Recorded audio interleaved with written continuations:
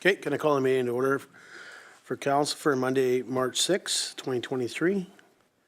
A public hearing to consider the zoning amendment bylaw number 722, 2023. Ms. Torval. Thank you. So this is the notice of public hearing. Council will hear the public at the March 6, 2023 regular council meeting to assist them in deciding whether the proposed amendment bylaw should proceed. The intent of the proposed amendment bylaws is to amend the zoning bylaw number 585, 2012 to expand the property lines of Lot 20, District Lot 3164, Peace River District Plan 29116, located at 311 Peace River Crescent, and to change the zoning of the expansion areas from P1 Parks, Recreations, and Cemeteries to R2 Residential Single Family. Any member of the public who feels they may be affected by the proposed change to the District of Tumbler Ridge zoning bylaw number 585, 2012 wishes to register an opinion may do so by attending the March 6, 2023 public hearing in the council chambers at 305 Isles Way at 5 p.m. to speak to the matter before council or forward written submissions for council's consideration prior to 12 noon on March the 6, 2023. And they could also email a written submission to myself before 12 p.m. on March the 6, 2023. The bylaw concerning this matter was also posted to the district website or at the District of Tumbler Ridge office at 305 Isles Way between 8 a.m. and 4:30 p.m. Monday to Friday, excluding statutory holidays from February 21st, 2023 to March 3rd, 2023. And any inquiries should be referred to the District of Tumbler Ridge by telephone or fax or email. And as of today, there hasn't been any concerns or submissions. Thank you, Ms. Torval.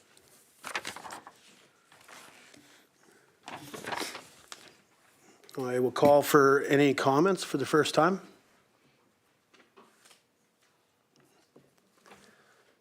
I'll call a second time for any comments. I'll call a third time for any comments. Seeing no comments, public hearing is now closed.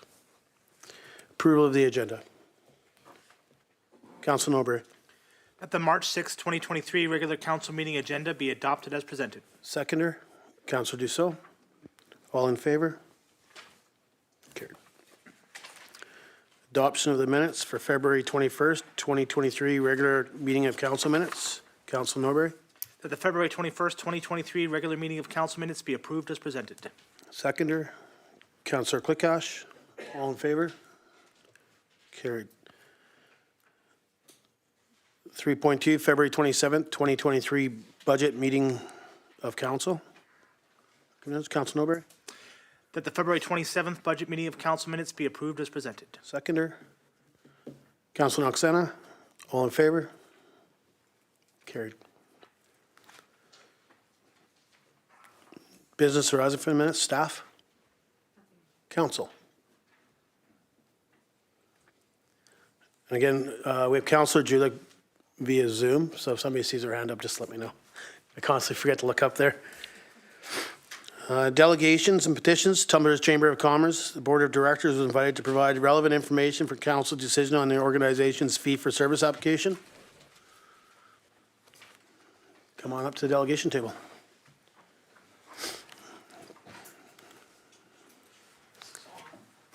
Should be on it.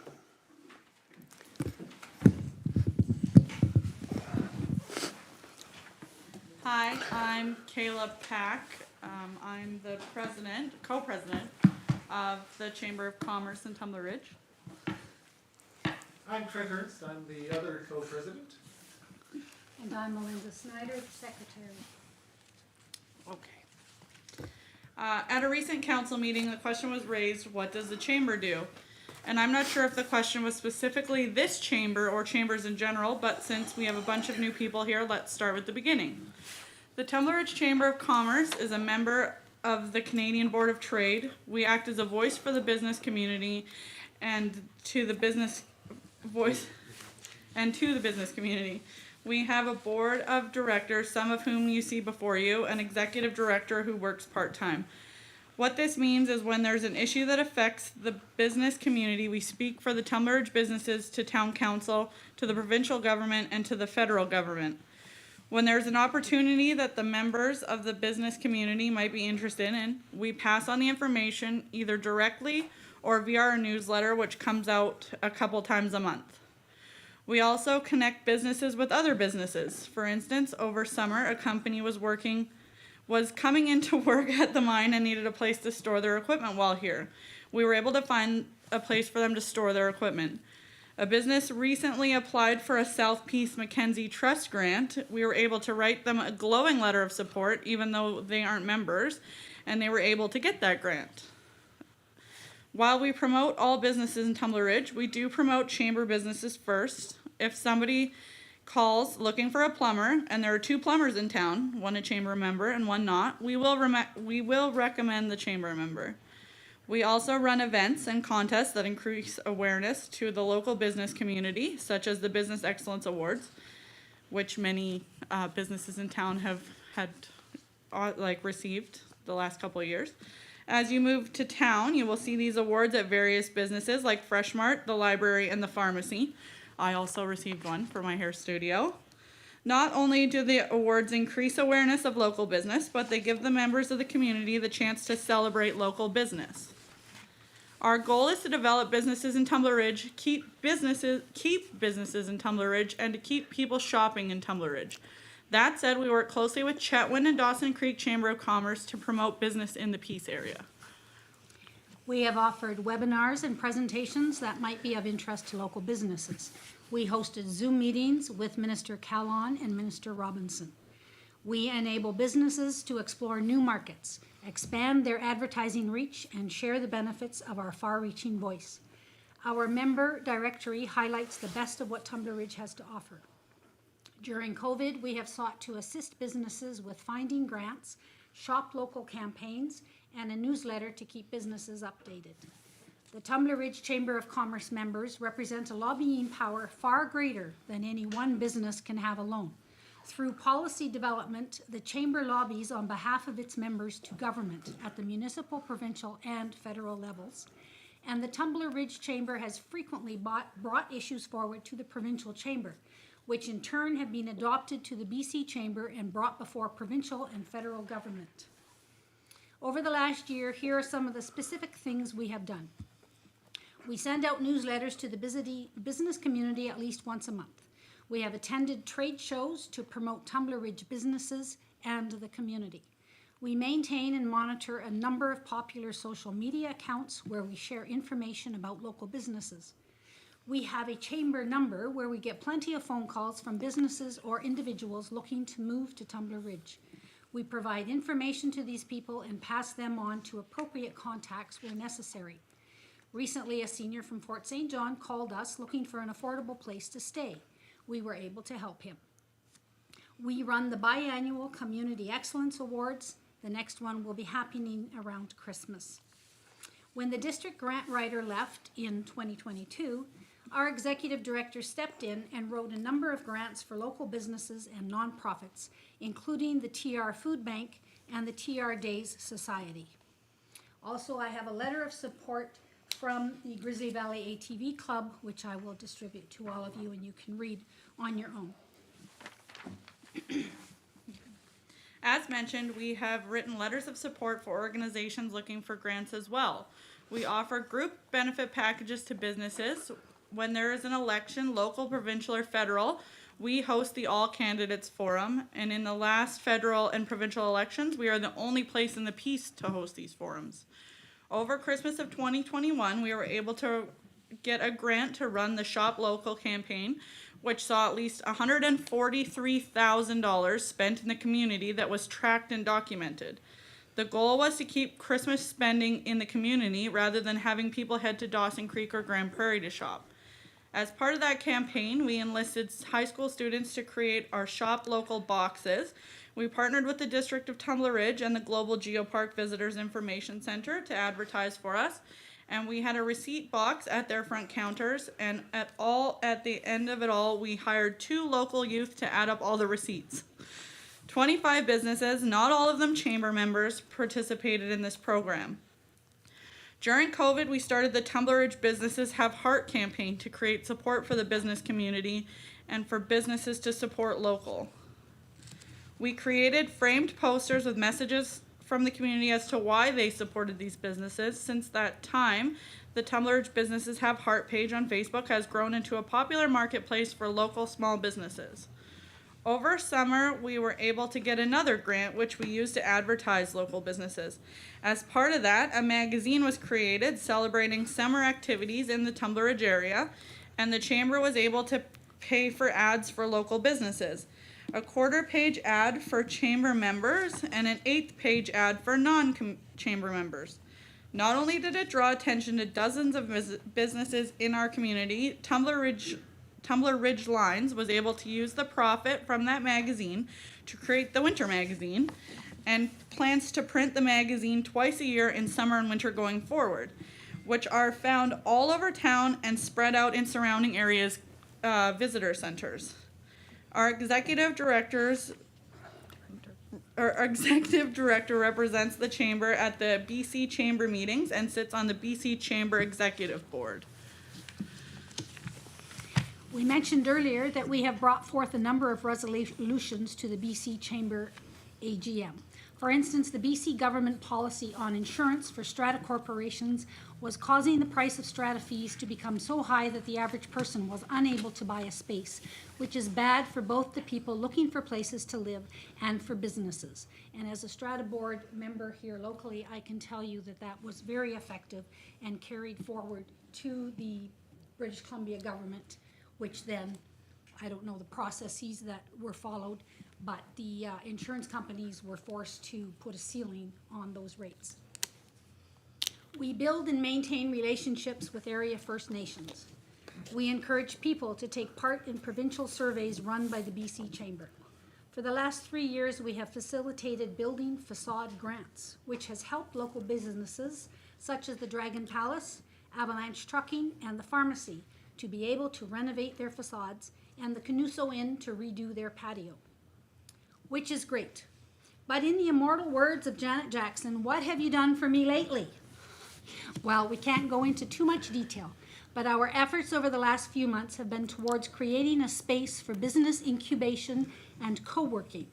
The goal is to provide a safe, affordable space where businesses can have a presence in the downtown core. There's a lot of things that have yet to be determined, so it could still fall apart. But as negotiations are currently underway, we cannot discuss these things in public or in detail. All right, so I'm not just sitting here for decoration. We talked a lot about what the chamber has done in the past, but I want to talk to you a little bit about how it's done it. During the early 2000s, there were a number of iterations of the chamber that started up, went for a while, and then fizzled out, because unfortunately, it's hard to run a chamber in a small town. Even if every single business in town were a member, and they're not, there wouldn't be enough generated by membership fees to have a single full-time employee. Different chambers across the province have different relationships with their municipalities and different ways of getting funding to help bridge this gap. In some, the chamber runs the economic development office for the district. In other communities, they run the visitor information center. And when this version of the chamber started up, that's what we did. We were funded by a fee-for-service grant from the district of Tumbler Ridge to look after the visitor information center. Unfortunately, after a couple years of doing this, council at the time decided it was more important to fund the geopark, and they withdrew funding from the chamber and gave operations of the visitor information center to the geopark. That left the chamber in dire straits, and it nearly collapsed.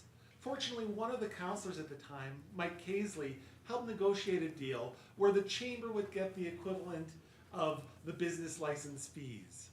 This has been, for good or ill, not done as a long-term agreement, meaning that the chamber is every year dependent on the grace of council for this funding.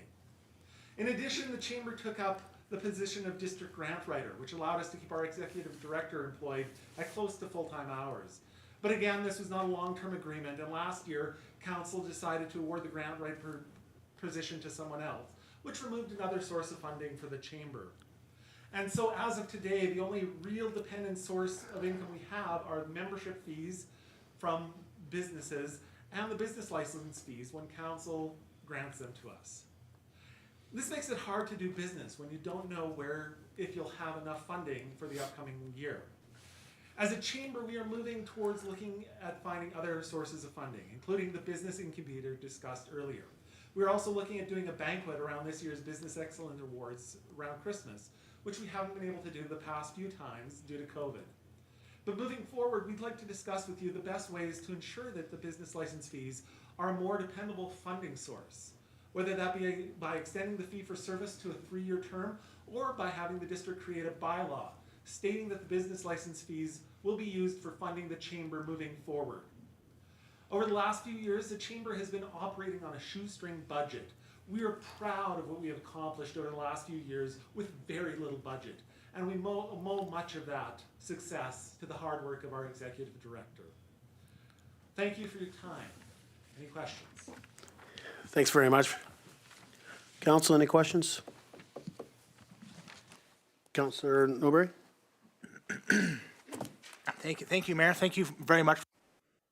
Excuse me. Thank you very much for coming in.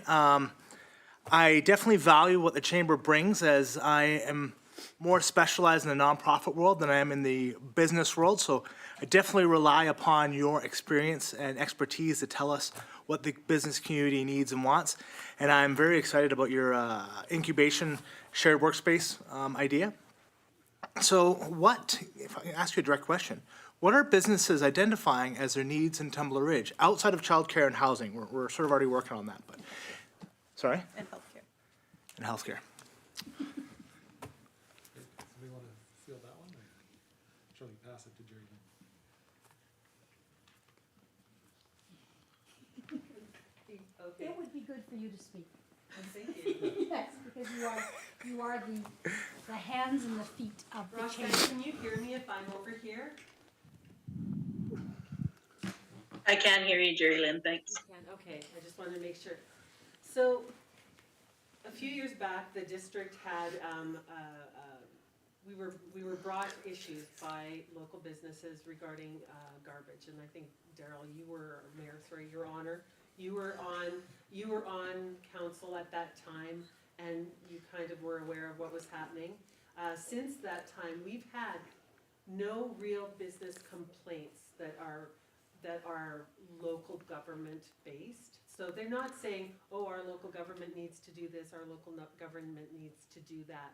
So, as you said, housing is always going to be, finding affordable space to work downtown in the core. When you look at the cost, I believe we called the other day, and they're looking at about $18 a square foot triple net to rent a space downtown. For the average business, a small business, say Kayla as a hairdresser, she couldn't afford, a $10,000 or $5,000 to rent a space for a month. It's unrealistic. And that's one of the reasons we've been looking at this shared workspace, because there's nothing we can say to the district, to you, that we need you to do something about that, because it's really not something that's within your purview. But that's another one of the issues. Thank you. Councilor Noxana? Thank you, and thank you for coming in. We appreciate it. I'm just wondering what your membership sits at, or what percentage of businesses in Tumbler Ridge buy into the membership of the Tumbler Ridge Chamber?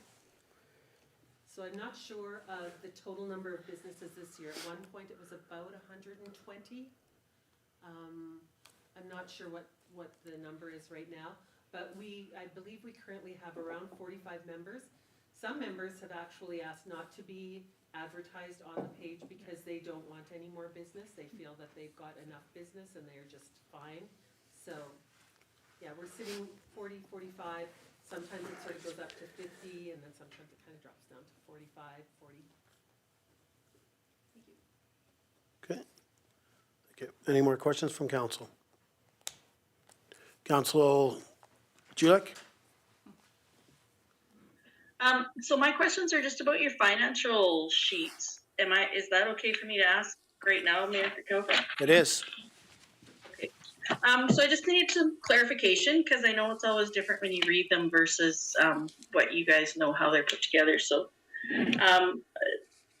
you have on your revenues shop local funding for $41,416.48. So I'm assuming that was the grant that you received. And then your expenses are $24,199.87. And that seems to be the bulk of your funding besides the COVID loan. And you're still running a $5,390 deficit. So I'm just kind of wondering what that's all about, and if somebody could explain to me the COVID loan for $40,000. Well, if you look at the total amount, just below your 24,000, the expenses were actually 41,705. Yeah, from what I understood, Melinda, if was that the only thing that I can see for the expenses for the shop local funding was $24,199. Like, I know your total No. expenses for the year were higher. There's prizes that went into the shop local campaign that are added to that, so that's $5,000.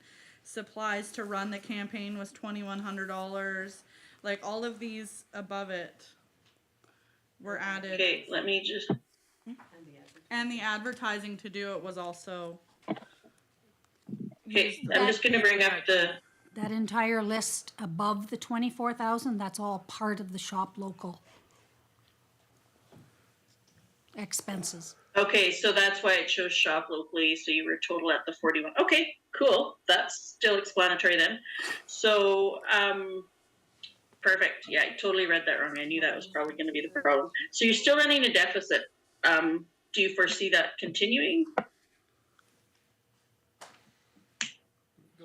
Again, we're operating currently on a very low amount of money. I actually pulled my hours back and cut my pay so that we could afford to keep operating after the former mayor had made a comment about that we were spending too much on wages and that sort of thing. So I cut my hours, I cut my wages, and so that's why you'll notice that the wages are much less. We applied for a CBA, and we got that. So you had mentioned the COVID thing, that would be what that is. And that money has to be paid back. So we will be paying that money back when it needs be. Yeah, the 20,000, right? We have some fixed expenses, and we are operating a fairly tight ship. Do I plan on having it continue that we're running at a loss? I really can't say at this point, because if this, what we're applying for now with the shared workspace and a business incubator, if that goes through, we're hoping to be doing well. Yeah. And if we're successful in running that. But if it doesn't, it's hard to say what will happen. Okay. We will never be an organization that earns a lot of money. I was telling the board earlier today that Chetwynd Chamber of Commerce get the business license fees, so that's how they operate. But then they have a fundraiser, which is their trade show, and their trade show brings in, a fair bit of money, between probably $5,000 and $20,000. And so I for years been trying to get into that trade show loop and bring Tumbler Ridge so that we could have a trade show here. It's impossible. Every weekend is spoken for, and it is a circuit that they do, and we just can't get on it. So other than that, it's hard to raise funds. During COVID, it was impossible. All chambers saw a huge loss during COVID. But yeah, we're trying. We're working on it. Okay, so I heard Melinda say that you only had to pay back $20,000 of the COVID loan. 40,000. Or did I misunderstand? I believe we pay back 40 and we get to keep 20. That's close, yeah. Is that not how Okay. CEBA works? Yeah. Yeah. Okay, so that you got 40, but you only pay back 20, because 40 is what you're showing on your financial statements. Yeah. Okay. We pay back half and we keep half. Okay, and when do you have to have that paid back by? Our bookkeeper is Maxine. She takes care of all Yeah. of that, because I prefer to be arm's length away from all the financials as the person who's running the Chamber of Commerce. I know what we've got, and I believe the SEBA was, so we pay back 40 and we get, I think, 20 and we get to keep 20.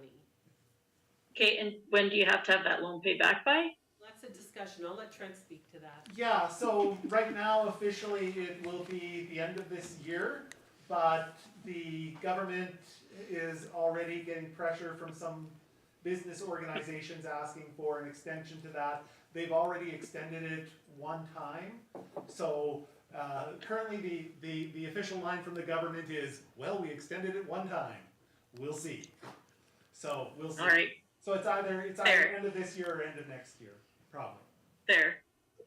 And so if I can just get clarification too, so the 5390 that you're running in a deficit, you don't necessarily attribute that to anything specific besides the small budget?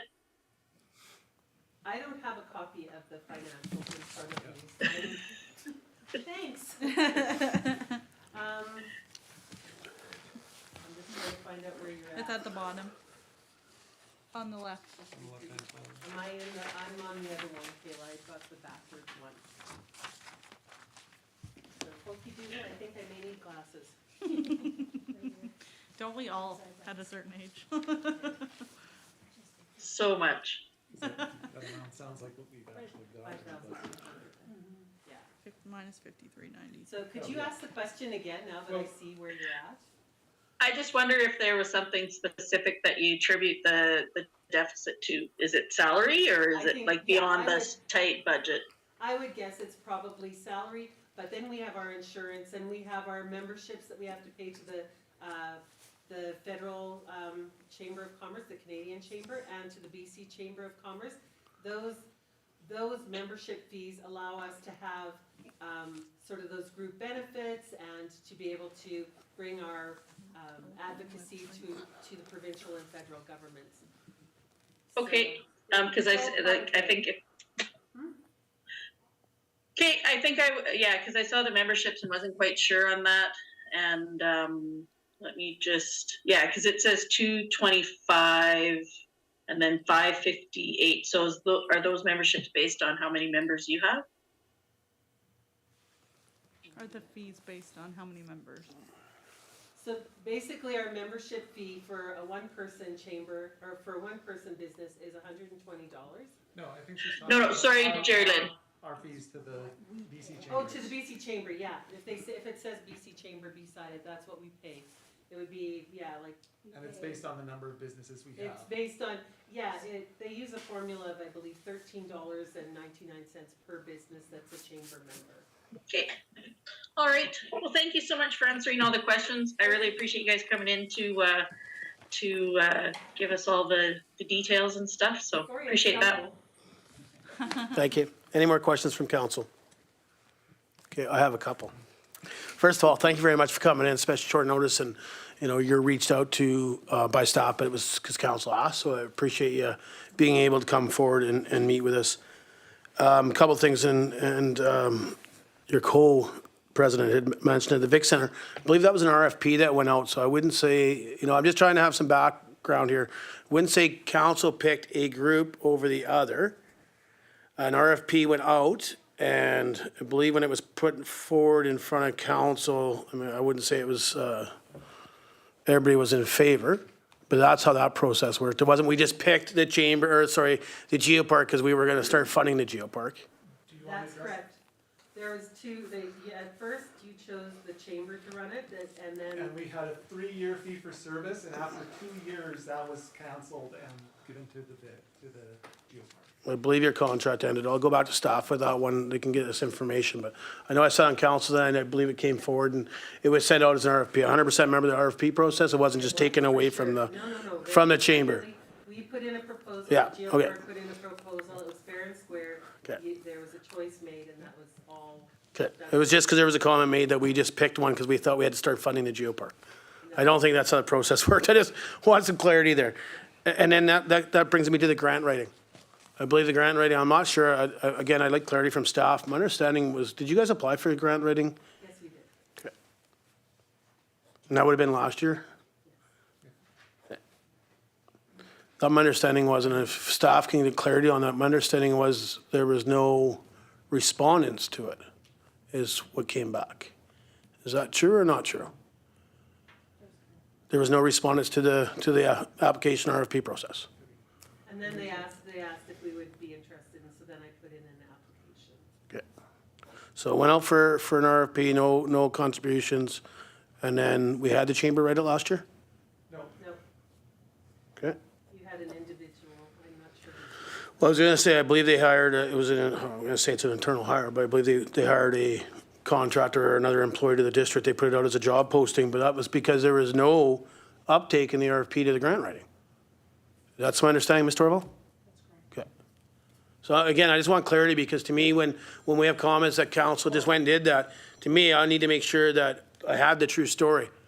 And it's not to throw anybody under there, but to me, we need to have the true story when we're stating that, and I just want to make sure I got the true story.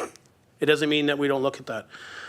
I know Councilor Knoxena has already asked that, but how many members do you have in 2023 at this point? And I know your year's not in. You said 40 to 45. Is that just businesses or members in total? In 2023, we don't have, our memberships are, when you join the chamber in April, your new membership is renewed in April. If you join in November, it's renewed in November. So I can't give you a number for 2023 because Gotcha. they're kind of renewed at At the their- time that they join. Okay, so for 2022 then? Do you have a total number? Yeah, ask another question. Okay, and the thing is, I'll be honest with you, the chamber doesn't have to answer that tonight. I mean, you can just send an email to staff. Just curiosity what your number was.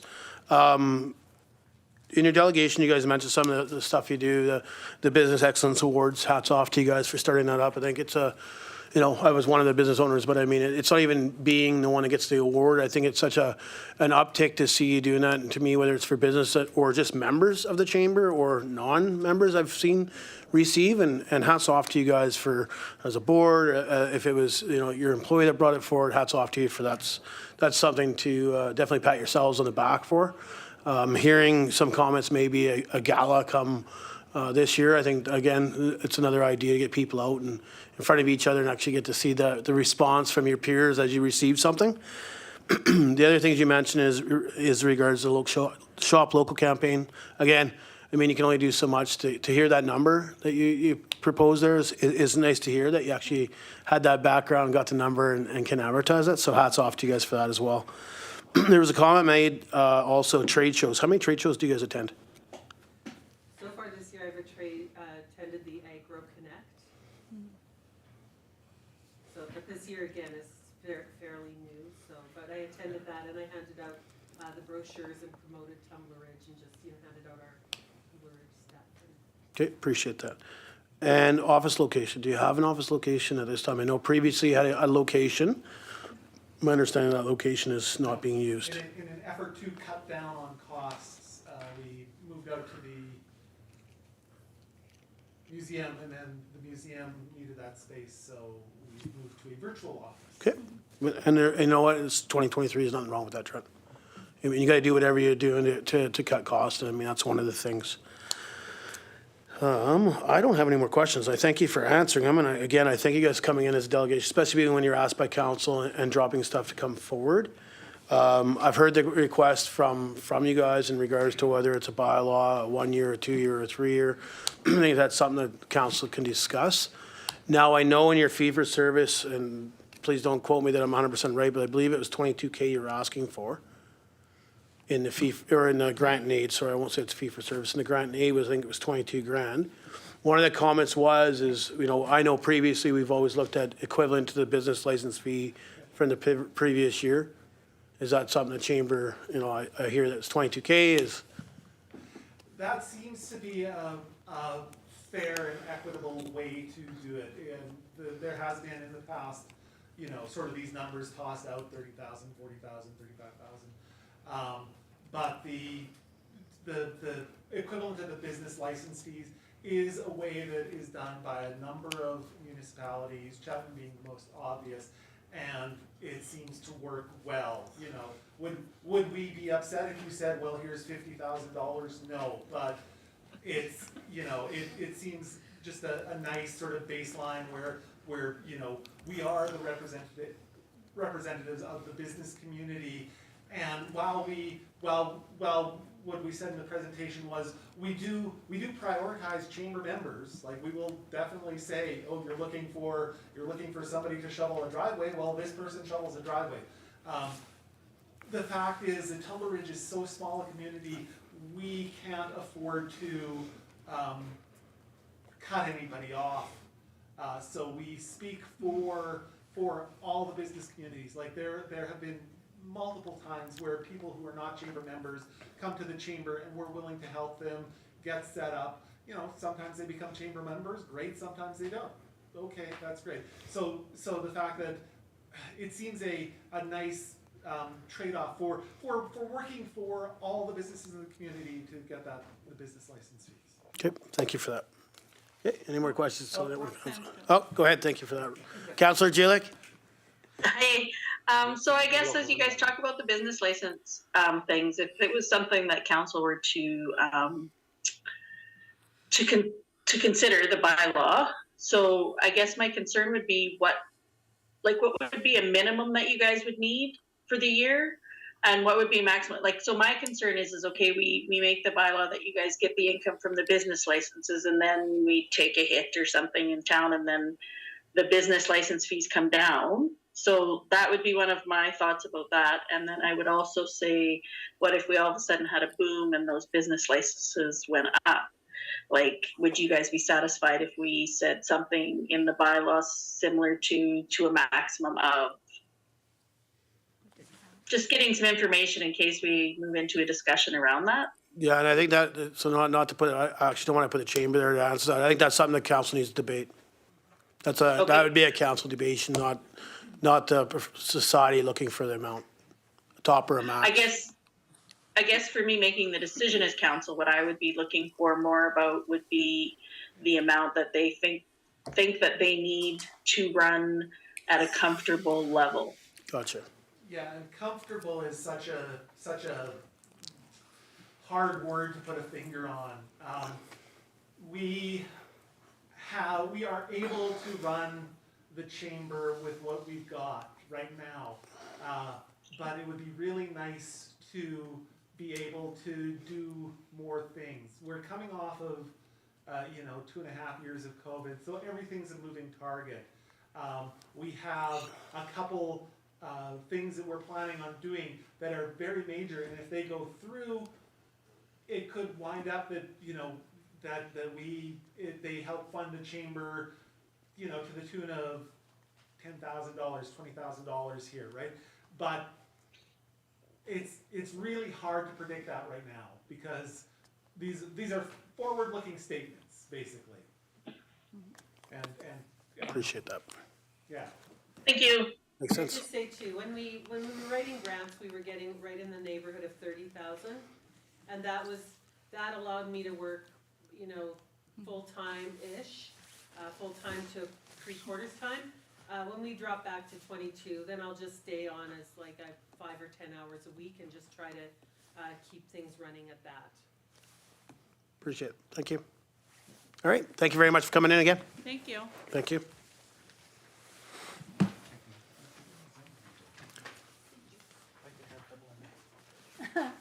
Well, Thanks. it's a chemo cut. Thank you. I didn't have a choice.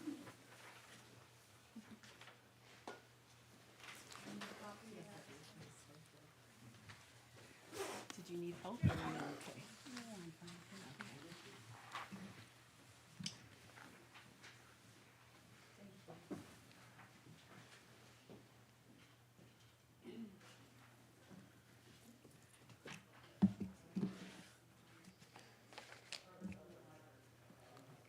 Okay, our next delegation will be Red Creek Telecom. Request from Max Materi. I hope I'm pronouncing that right. To appear before council seeking district support deploy CN wave solution via current streetlight infrastructure. Max, welcome. Thank you. Thank you for having me. Obviously, yeah, my name's Max. I'm one of the owners at Red Creek Telecom. We service the BC Peace region with internet. We have been for about 3 years now. We got a company we merged with another communications company about 3 years ago, and they brought 10 years of experience for this area. As we, Hey, Max, can I just get you to turn up? Just, yeah, thank you. there we go, sorry. I don't do this very often. Thank you. As we move into more like urban, rural areas that are more densely populated areas, we've deployed the CN Wave solution. It's proven to bring out a gigabit to homes and plus gigabit. With that, we've been kind of working as like a build-as-you-go model in our other locations of Fort St. John and Taylor, and it's worked. But we kind of noticed that Tumbler Ridge is a prime location for this. Sorry if I'm not following this, but it's been a prime location to. You guys haven't had very much infrastructure movement here. Other than that, we were looking to. Sorry. Don't be sorry. You go ahead. Take your time. Yeah.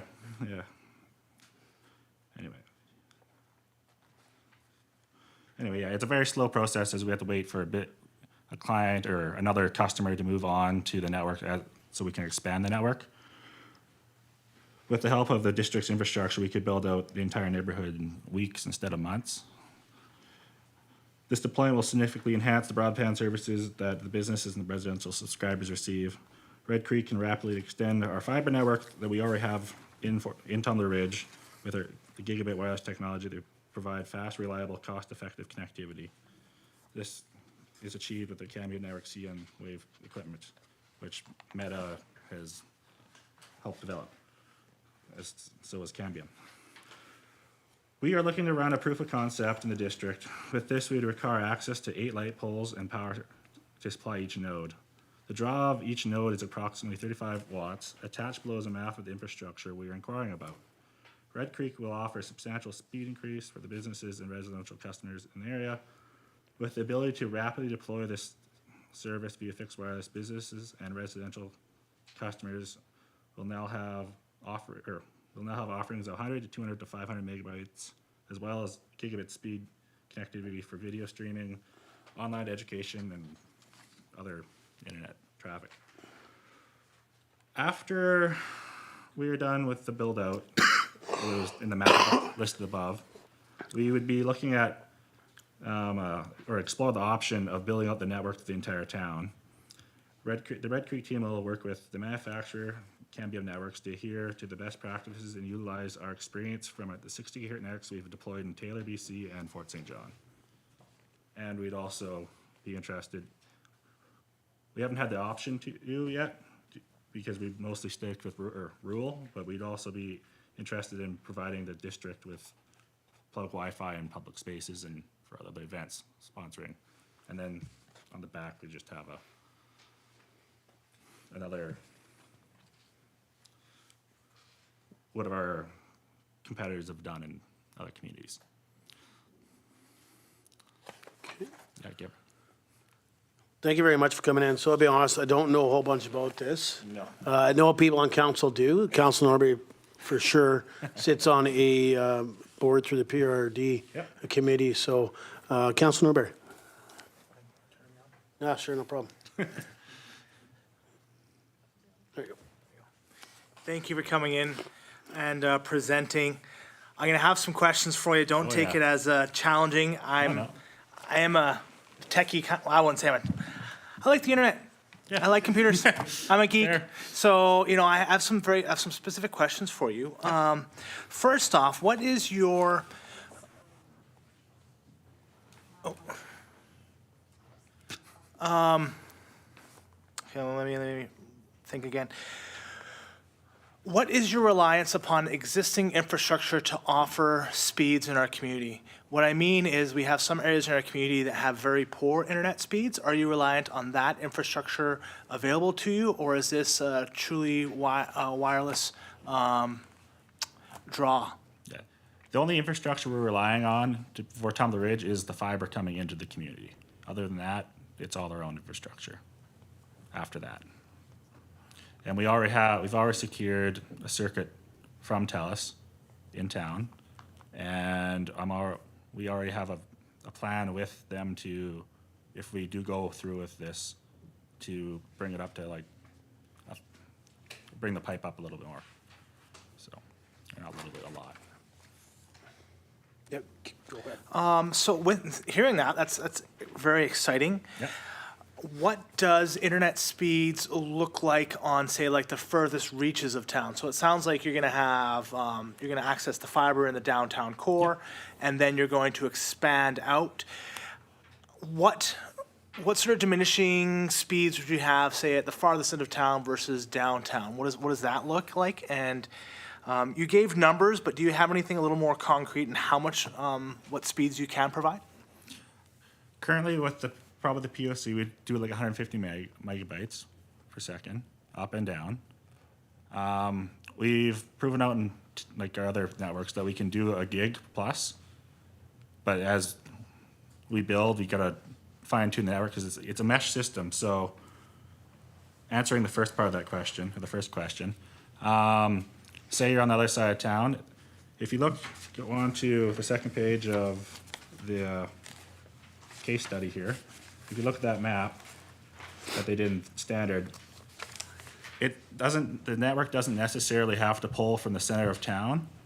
Like you don't have to go from one node all the way, each node making your way across town. You can actually have what we've done in the past is say we're having not a speed problem, but we're noticing there's a lot of usage in this part of town.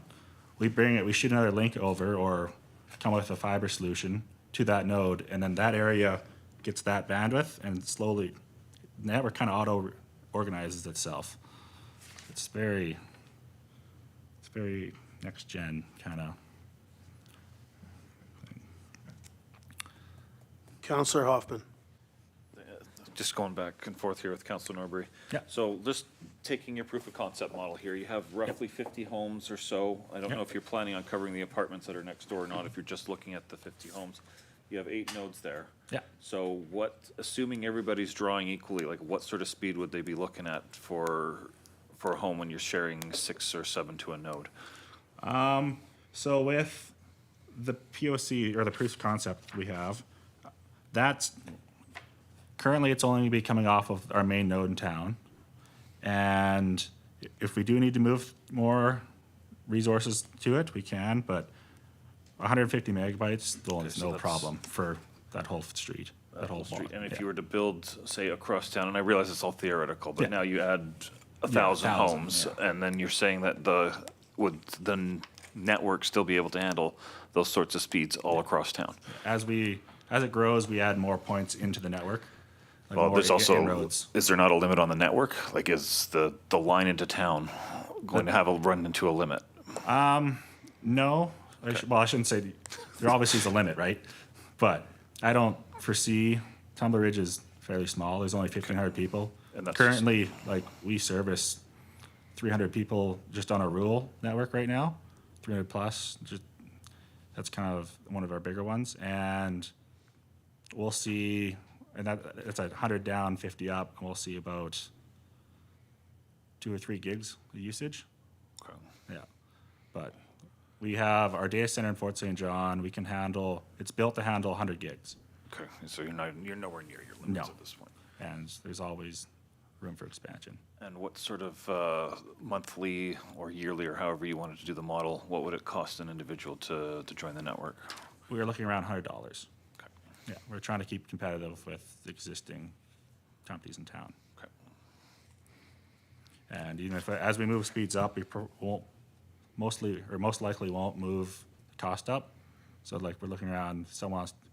Into the future, we would say we do 250, 500 a gig. As we've done in the other kind of communities, we've kind of kept the price the same. Yeah. And this is, yeah. Okay, Councillor Julik. Hi, thanks for coming, Max. Could you just be specific with me about what it is you're looking for? Like, what is it you're looking for from us in the district of Tumbler Ridge? We are looking for access to the district's streetlight infrastructure to mount and power the nodes, so our distribution nodes. They're like, I actually have one with me, but they're not very big. They're about a foot by a foot, if that. Sorry, Roxanne, you're not in attendance, so we did get a handout tonight in the chamber, just so you're aware. We did get a handout with the map, and they're using Valley View, Crescent, and Place for it. Yeah. Okay, so I guess for me, like sitting here and not having that in front of me, so does that mean that when you say that you use the light poles, and you're saying Valley View, which is good because we don't, Mayor Kirkowka can correct me if I'm wrong, I don't think we own the power poles on Mackenzie or Monkman, or is that just the street lights? So I guess my question is, are we just offering up the poles? Like, it's not going to cost us anything ultimately? Just power. The power of the nodes. So we would have to pay for the power. Yes. And so in that handout, does it show what that might cost?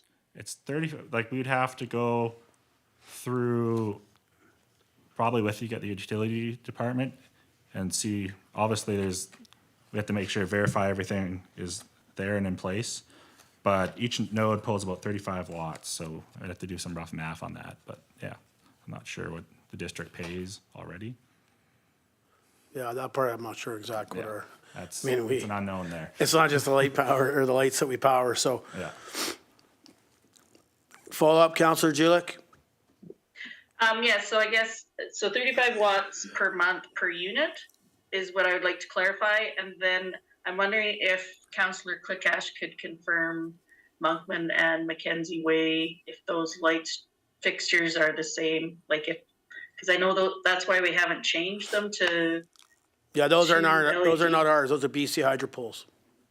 Okay, and so that Max would not be looking to have those ones on those streets, No, I have kind of. just Valley View. Just Valley View Crescent and Valley View Way or whatever. Place it's or called. Way, yeah. Place, yeah. Sorry. Okay. Yeah, so I guess ultimately for me, the decision's gonna come back to dollars and cents, Max. No, So totally. if that's what I would be looking for in the future. Yeah. Thank you. Any more questions for Council? Councillor Noberry? Thank you, Mayor Kukalka. I'm already hoping, we'll be successful in this initial project. I'm already thinking down the line, if we added more nodes, would they need to be in sequential order? So if we wanted to say, go to our bottom bench or upper bench, do they need to be done in sequential order? Or can they be just added anywhere to have these nodes pop up? And the reason why I ask that is the farther away you get from the base infrastructure, the worse the internet gets. So, on a needs-based thought, it'd be the people that are the farthest end that need it the most. Just curious there. Kind of like, I guess how we answered it before. Like, if we do start experiencing problems at the farthest reaches of town, we can bring in like another 2.5 gigs via microwave or relay it over. And say you want to expand, like the town expands too, all we do is put another node up and that meshes with the rest of them. And say for some reason there is some redundancy built into the network. So if we have multiple paths moving or into town, and say someone runs over a pole or something happens, or one falls over for some reason, the network can actually self-heal as well.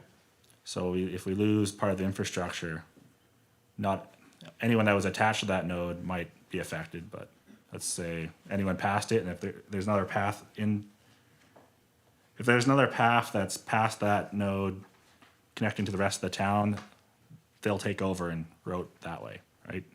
It's kind of hard to explain, but. Okay. Councillor Julik, Councillor Clickash.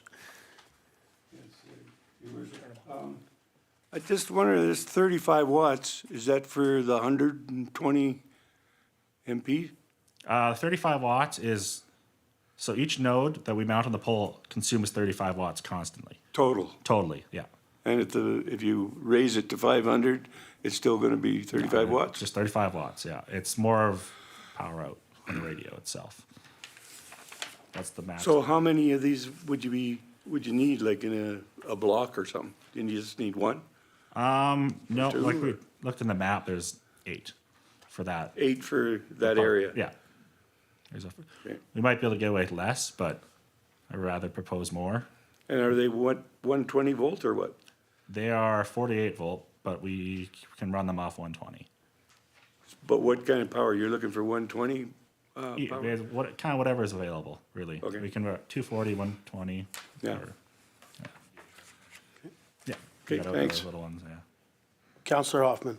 Thank you, Mayor. I realize we're at proof of concept stage, but just for my own looking ahead at this, because, well, we're going to need a solution in the coming years, one way or another. How many subscriptions would you need to be viable to maintain the infrastructure in town?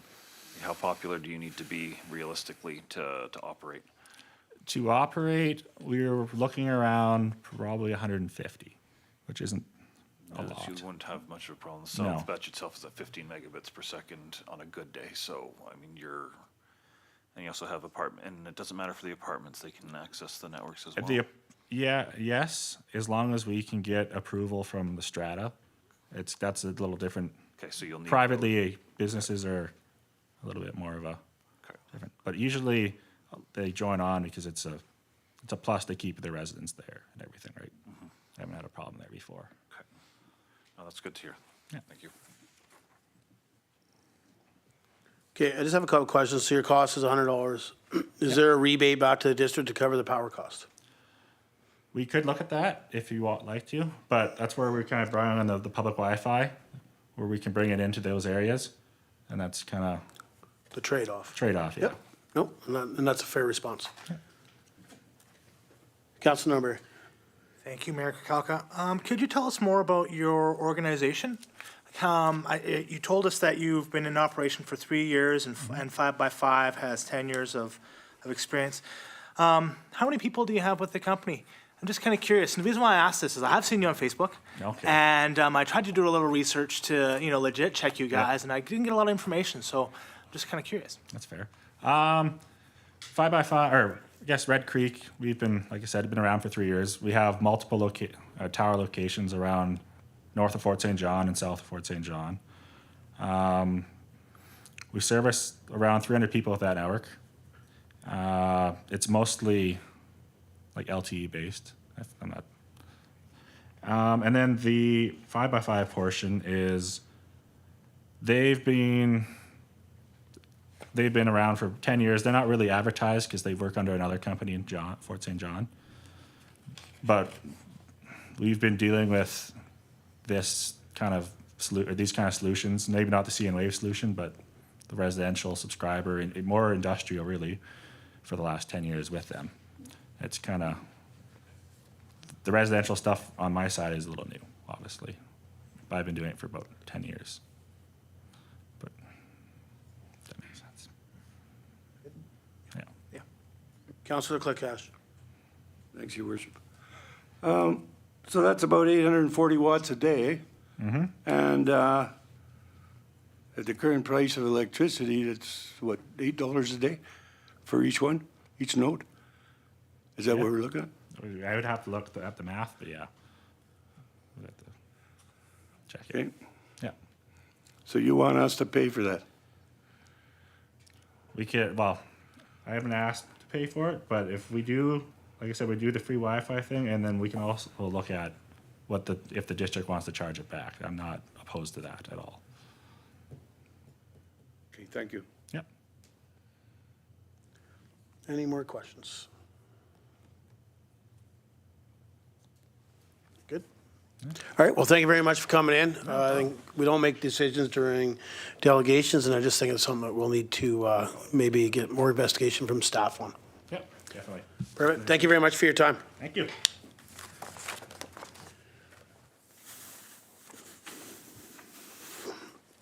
Okay, moving on to consent agenda. Take the recommendation. Councilor Dussault. Oh, sorry. My bad. That all items in the March 6, 2023 consent agenda be moved for information. Seconder, Council Snowberry. All in favor? Carried. Is there anything that council wants to bring forward? Okay. Okay, moving on to bylaws. Zoning amendment bylaw number 719, 2022. Report dated March 6, 2023 from the Deputy Corporate Officer submitting the zone amendment bylaw number 719, 2022 for adoption. Recommendation, please. Councillor Duceau? That the zoning amendment bylaw number 719, 2022 be adopted. Seconder, Council Norberry. Discussion. Okay, call the question. All in favor? Carried. 8.2 zoning amendment bylaw number 722, 2023. Report dated March 6, 2023 from the Deputy Corporate Officer submitting the zoning amendment bylaw number 722, 2023 to be read for the third time. Recommendation. Councilor Duceau. That the zoning amendment bylaw number 722, 2023 be read for the third time. Seconder, Councilor Noxana. Discussion? Okay, call the question. All in favor? Carried.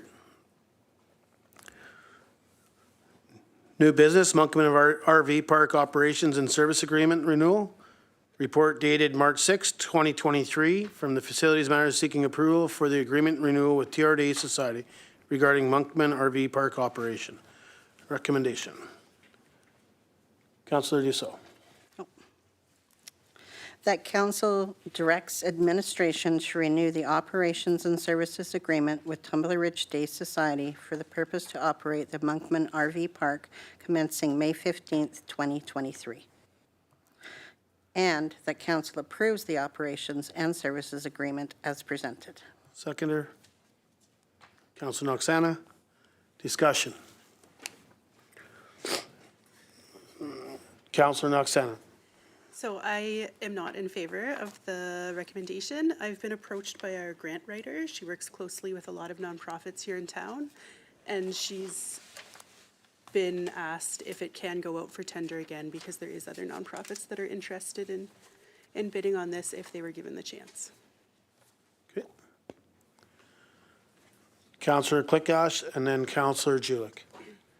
Your Worship, I'd like to know how much we pay each year for this, because I looked on the last year's budget, I believe, and it was $185,000.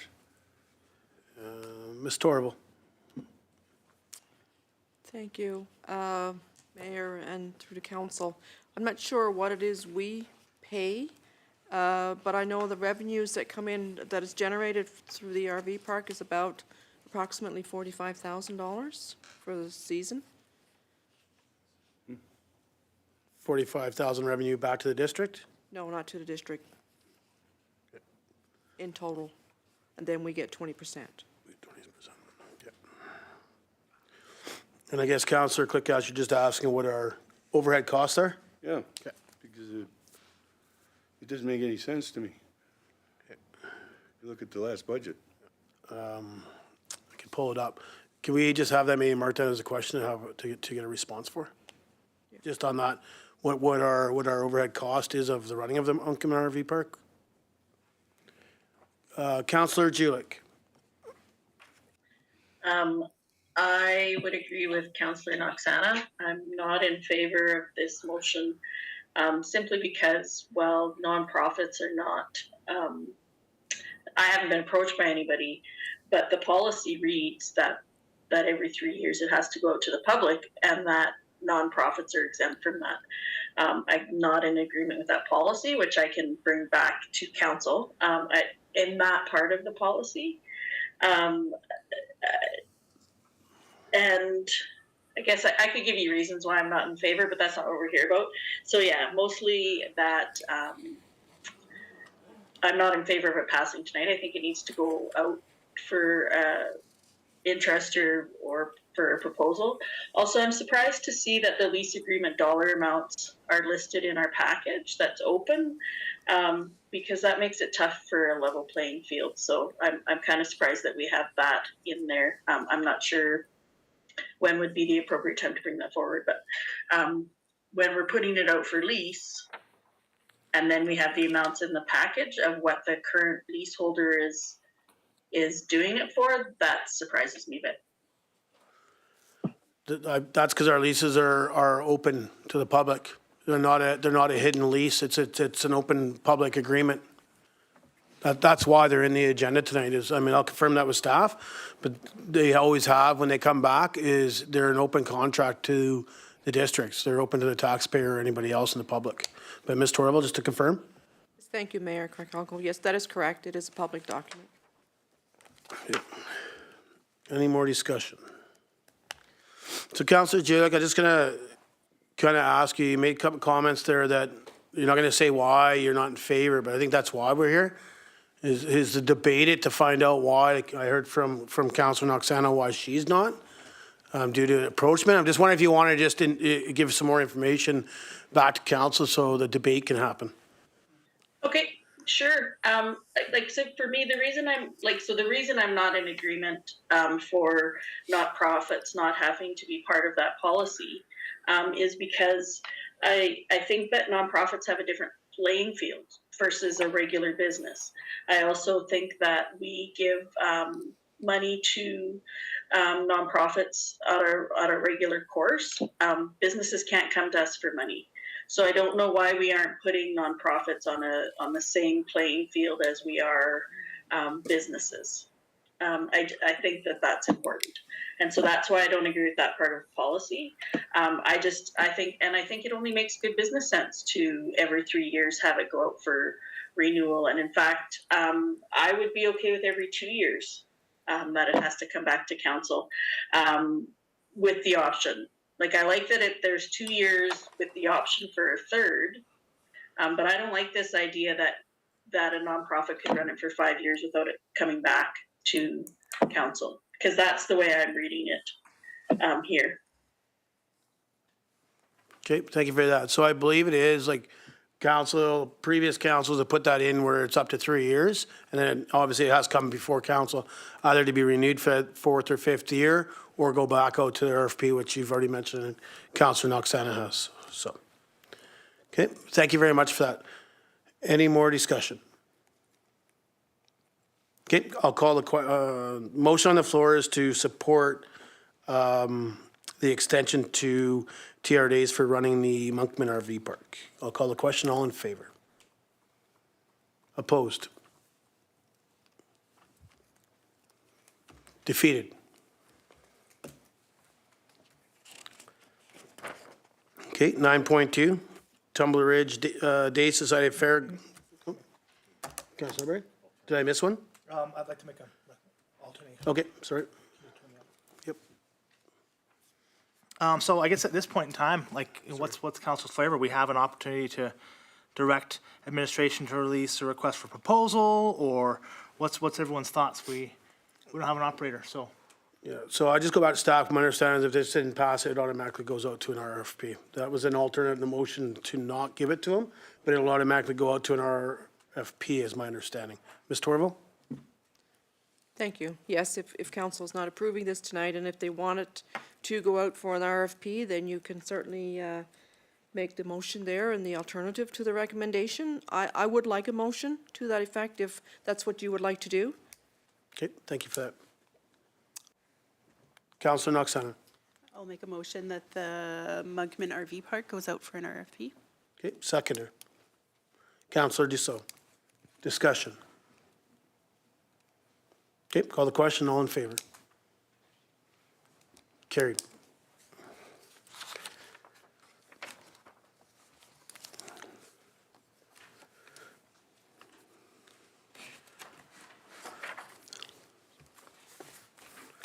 Okay, 9.2, Tumbler Ridge Day Society Fairgrounds Land Lease Renewal. Report dated March 6, 2023 from the Facilities Matters seeking a land lease renewal with the Tumbler Ridge Day Society to use the fairgrounds for the community events. Recommendation. Council Noberry. Thank you, Mayor Kukelka. That council directs administration to renew a 3-year land lease agreement with the Tumbler Ridge Day Society for the purpose of using the fairgrounds for community events commencing May 28th, 2023 and ending May 27th, 2026. And that council approves the Tumbler Ridge Day Society's fairground land lease agreement as presented. Seconder. Councillor Hoffman. Discussion. Councillor Hoffman. Thank you, Mayor. My question I really had is about the financial and budgetary implications. I'm having trouble believing that that area is plowed for $200 a shot and the grass cut is $110 for that area. Is that, I just wanted to confirm by staff if that was a reasonable number for that area. Ms. Torval? Yes, thank you, Mayor and Council. Yes, that is fairly accurate. Okay. Okay, any more discussion?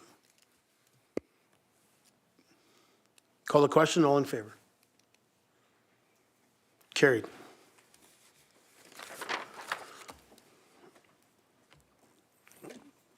Resolution of support for funding request, Tumbler Ridge Day Society. Report dated March 6, 2023, from the Director of Economic Development and Tourism, requesting a resolution of support for TR Day Society's funding application. Recommendation. Councillor Dussault. That council provides a resolution of support to the TR Day Society in support of their funding application to the Community Spaces funding under Recreation. Seconder, Council Noberry. Discussion.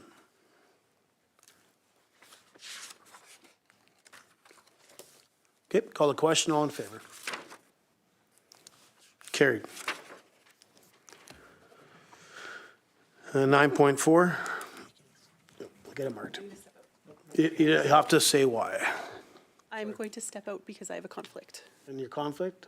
Or you have to My declare why. husband's the president of Search and Rescue. Thank you.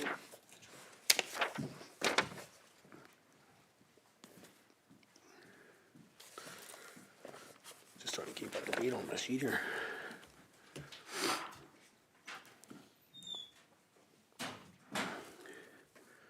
Okay, resolution of support funding request, Tumbler Ridge Search and Rescue. A report dated March 6, 2023, from the Director of Economic Development and Tourism, requesting a resolution of support for the Tumbler Ridge Search and Rescue's funding application.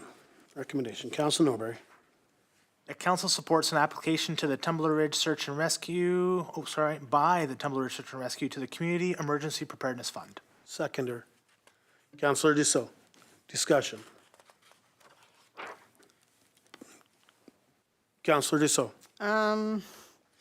I think this is a great idea. I mean, I know we had the Rangers in today, and they also say they can help us out as well.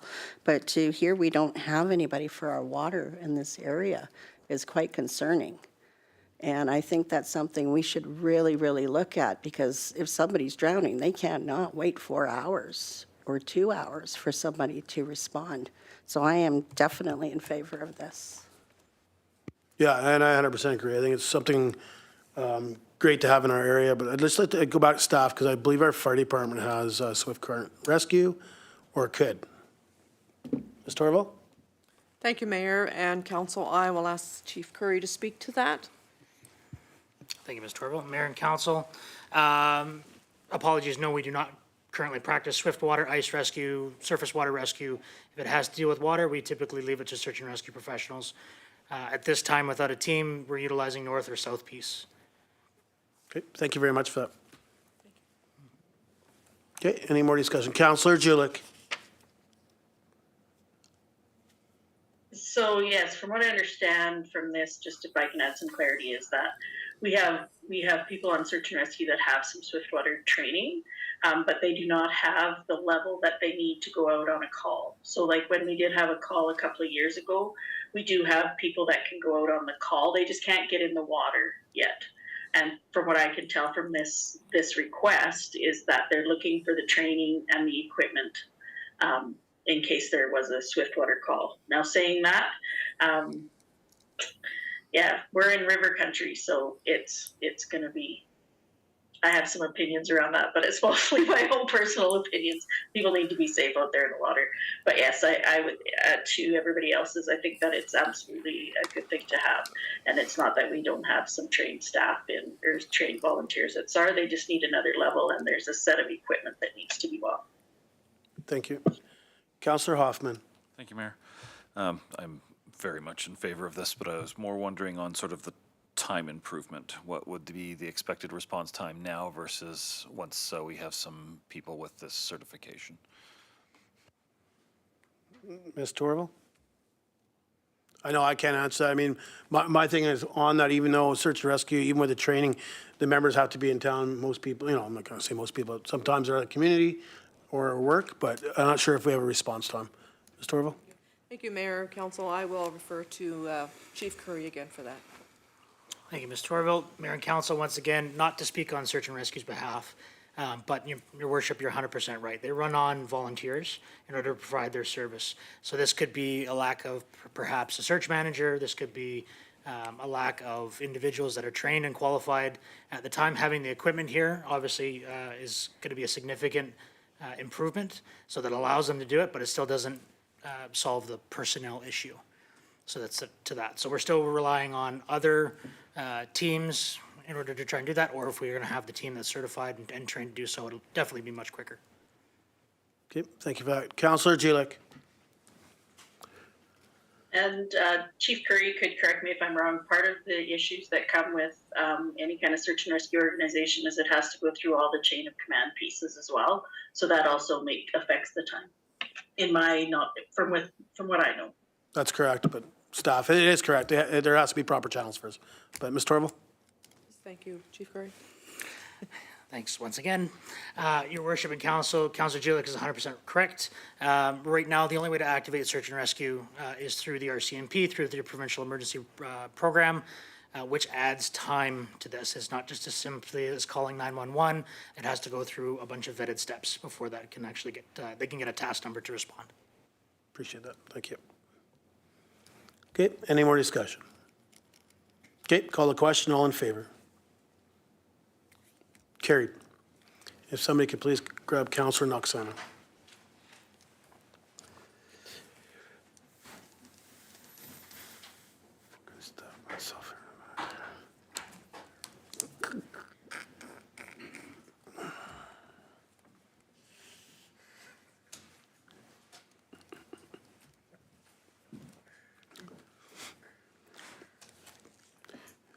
NDIT grant application for TORA.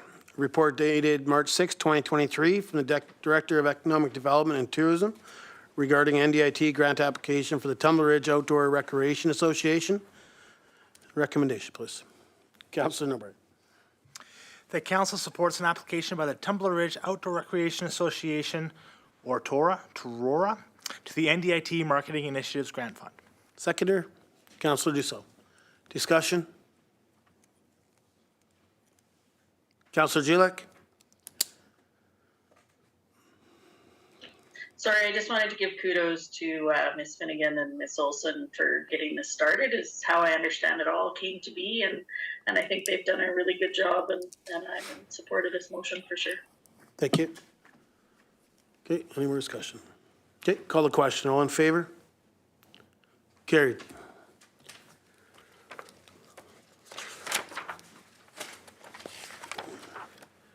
Schedule of meetings. Ms. Torval, you had something earlier when we were talking. And I've already forgot, so. Am I good?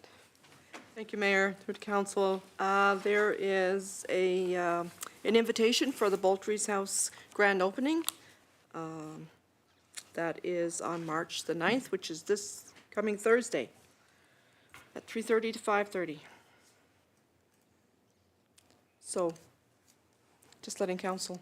Okay, I know I've already responded that I'll be attending. I'll be at the PRRD, but I think most PRRD is going over as well.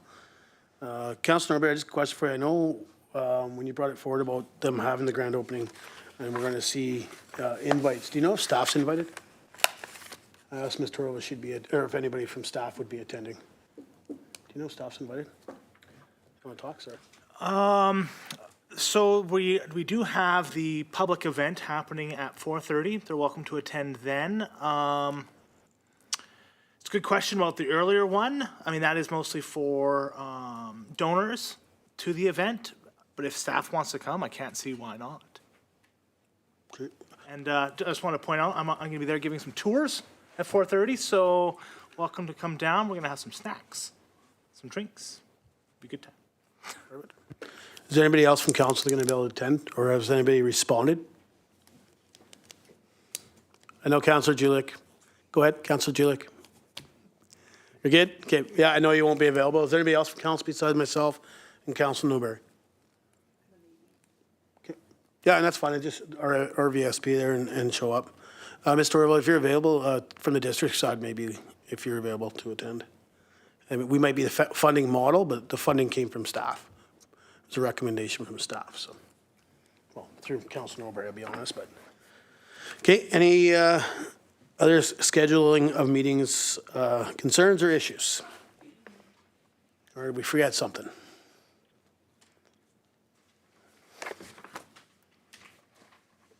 Councilor Norbury? The only question I had is, I see we're going to be doing our Let's Talk on April 19th. Are we going to be discussing like topics at a PPC upcoming, or just kind of curious if we have an agenda, what we can be looking at and when we're going to advertise that? Yeah, I think it'll be up to council to have a discussion. I think whether we have it on the 11th or somewhere close, like, sorry, the 11th, I'm looking at the wrong one. The 13th, or even we may have to push it back a bit just to see where we are with the budget. One thing, and I know, I think I've mentioned it to council, I've had meetings with Northern Health.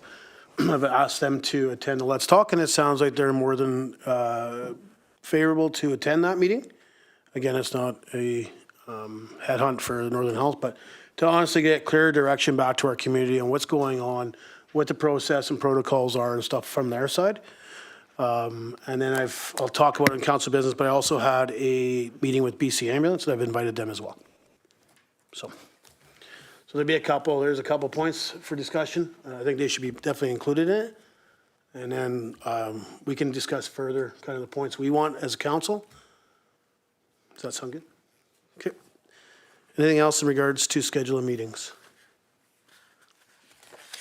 Okay. Notice of motion.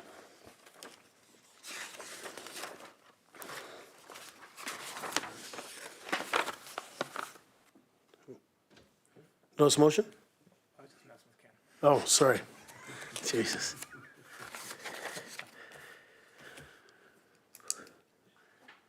Councilor business, thanks Councilor Norbury and Oksana for filling out the committee reports that are in the agenda. Councilor Dussault.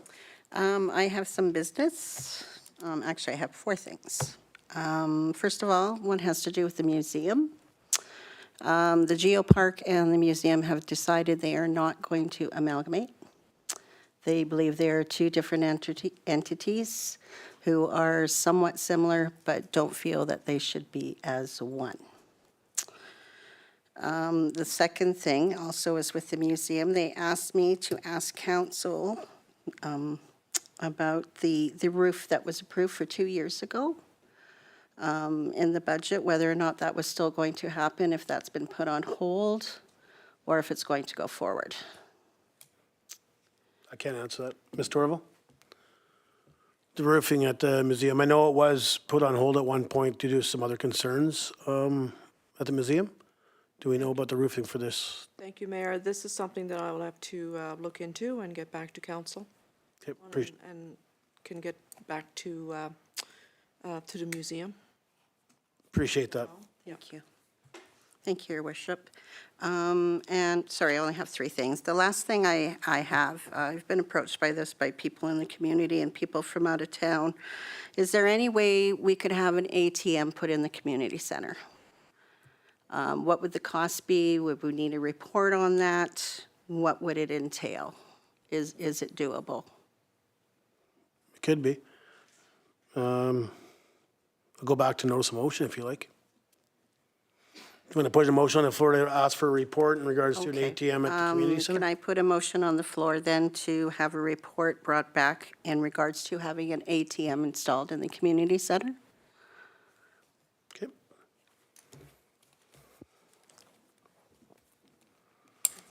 Perfect. Any more councillors' business?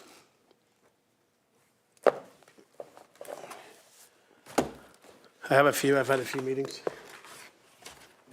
It won't be that long. Just give an overhead again. I'll mention to council. This will be published in our agenda, but council, this will be in my office. You can go right through it if you like. We met with the Tumbler Secondary School, and that was in regards to the youth liaison with council liaison. We've left it with the principal and their careers teacher there. They're going to work on it. Through the whole process, probably a couple-week timeline to get back to Ms. Torval.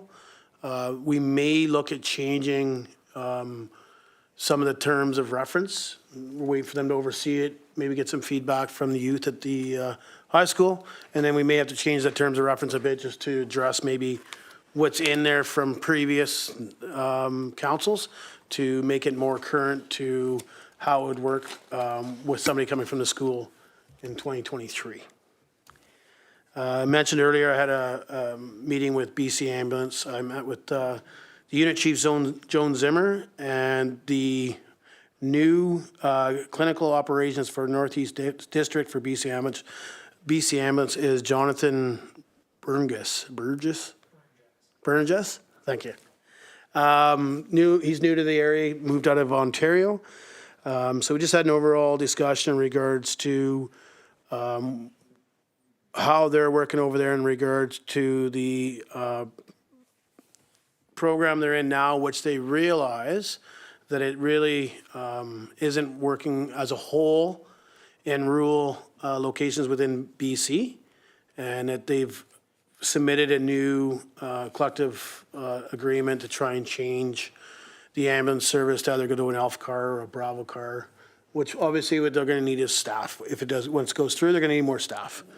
I just talked to them in regards to some of the scenarios that we've heard or I've heard, just with ambulance being on a transfer and then no cross coverage coming into the community. And, you know, I only get pieces of the puzzle until you get to meet with Northern Health and BC Ambulance. And he was very straightforward and was going to look into a couple of the exact dates I'm talking about. One of them was fairly new, so he was well aware that a car was on a cross coverage call to Tumbler Ridge and was turned around and sent back to the community for an upgraded call. So I used to work for BC Ambulance. Most people aren't aware that at any point an ambulance is coming for cross coverage or going on a yellow call or a green call and a red call comes in, they can be, as long as they have no patients on board, they can be transferred or turned around to go back to a higher priority. And that's what's happened for sure on the one call. So his promise is always try to have cross coverage coming in if our car times out or if our car is on a transfer. That is all good and looks great as long as there's cars available either in Dawson Creek or in Chatwin to cross coverage. If not, then obviously there can't be a car in Tumbler. Everybody's well aware that Northern Health went on diversion all weekend.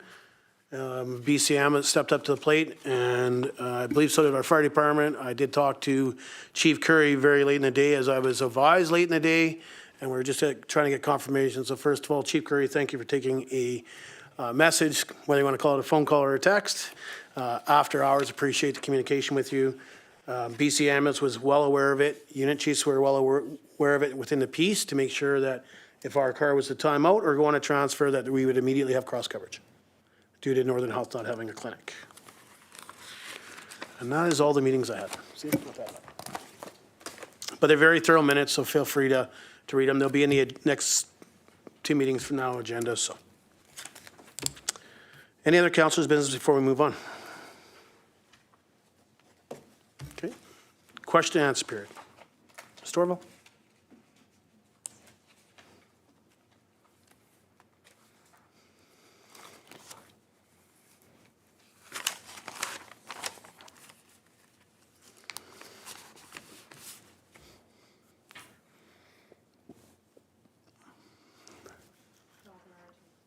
Perfect. Guess still needed to say. Resolution to close. Recommendation, please. Councillor Dussault.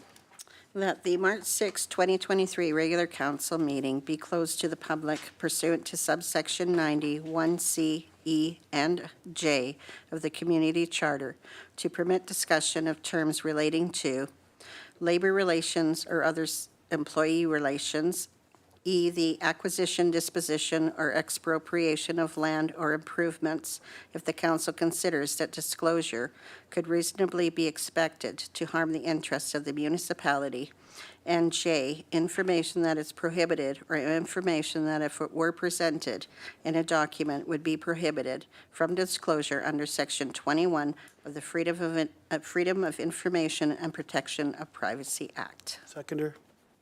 Councillor Noxano. All in favor? Carried. 5-minute recess. All right, sure.